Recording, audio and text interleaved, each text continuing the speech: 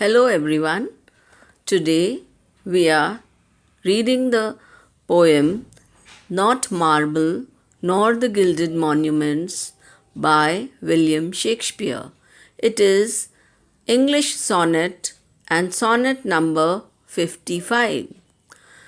The English sonnet or the Shakespearean sonnet is actually divided into three parts, that is, three quatrains and a concluding couplet. In the first quatrain, or each quatrain consists of 4 lines. So, in the first quatrain, the rhyme scheme is AB AB. In the second, CD CD. In the third, EF EF. And in the concluding couplet, that is the remaining 2 lines, is GG. Now, what is a rhyme scheme? When the last word rhymes with the second line or the third line. So, here in the first quatrain, monuments and contents is rhyming together, and second line and the fourth line is rhyming together. That is why AB, AB. In the second quatrain, the first line and the third line is rhyming together. So, CC and masonry and memory is rhyming together. That is why CD, CD. So, this is the same course everywhere.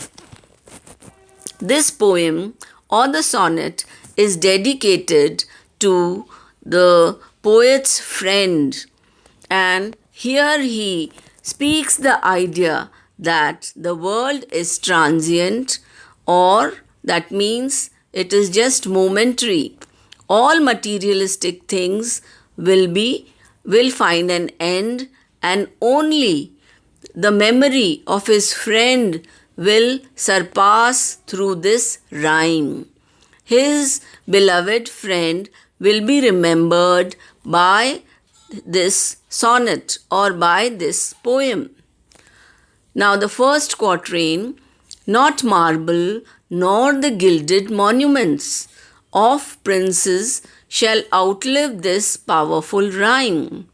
Gilded monuments are monuments covered by gold, covered with gold. So he is saying neither statues of marble nor monuments, big monuments erected and made of gold for princes will outlive this powerful rhyme. Powerful rhyme means strong verse. That means this sonnet, this verse will always remain. It will be eternal, but monuments and statues erected for kings and princes in their memory will end, will finish. They will not remain permanent.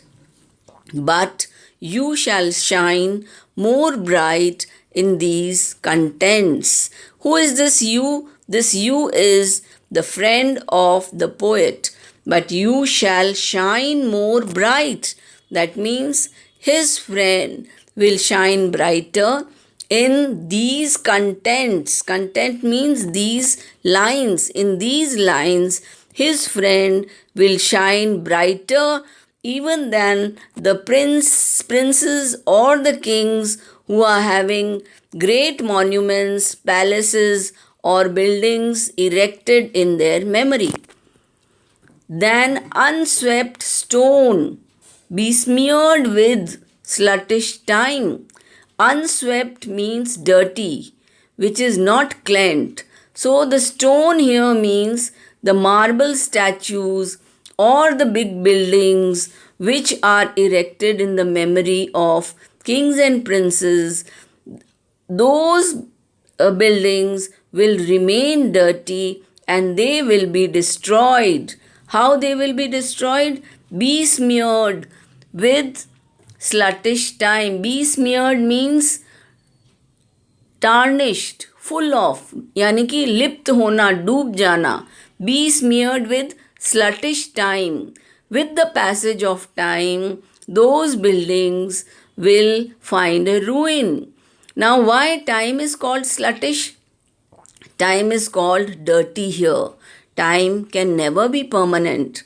For someone, time will not remain same. Sometimes the times are bad, sometimes the times are very good. So time is never permanent for anyone.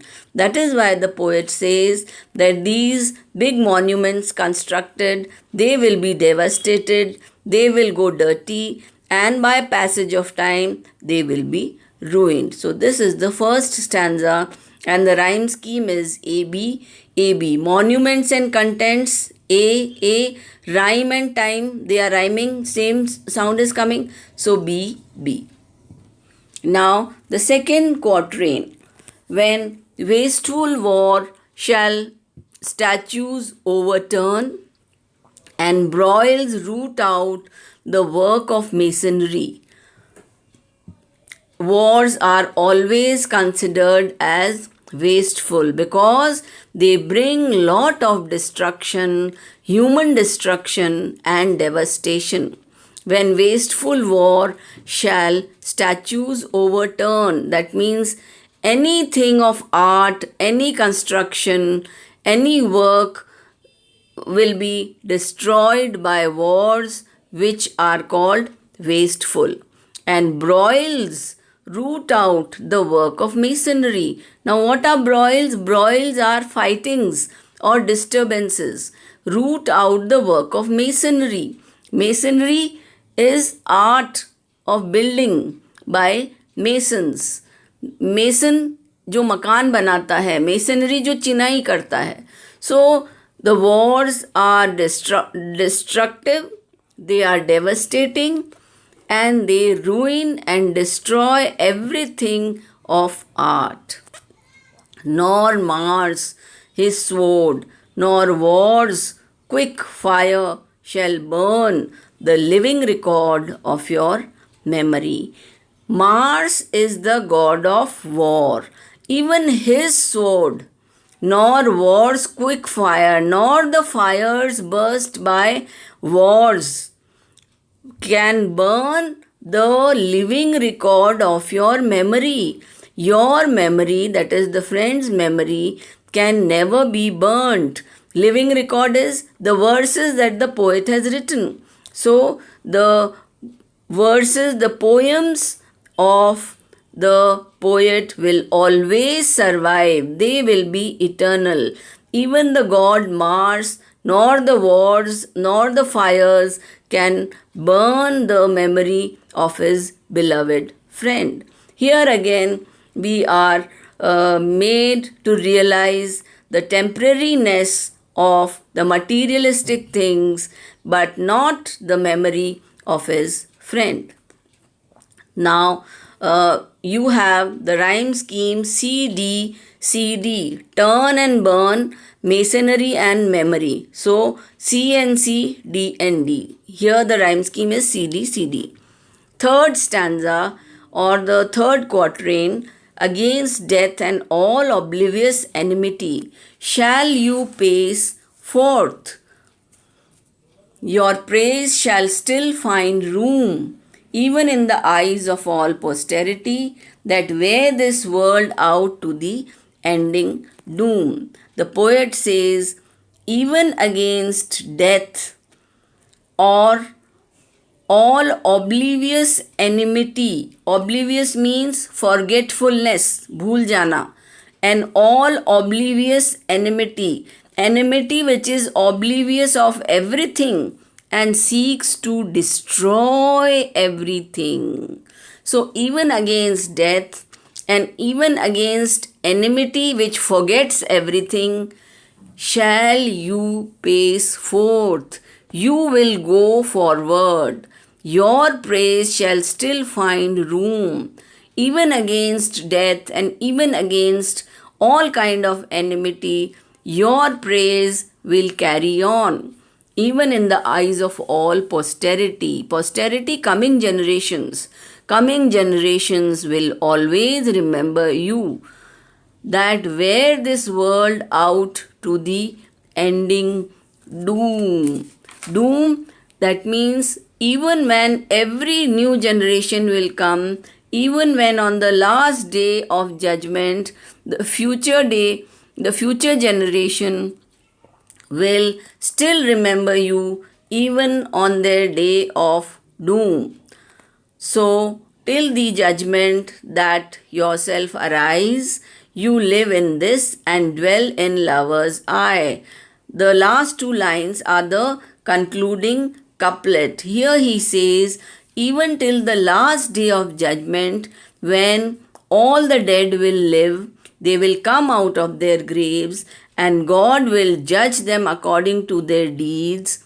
You will arise, you live in this and dwell in lover's eye. You will always live, your memory will always be permanent, and all the lovers will always remember you as the beloved of the poet. Now, the last concluding lines have the rhyme scheme GG. That is why in English sonnets we have 3 quatrains and a concluding couplet. The rhyme scheme of this sonnet is ABAB, CDCD, EFEF, GG. Thank you.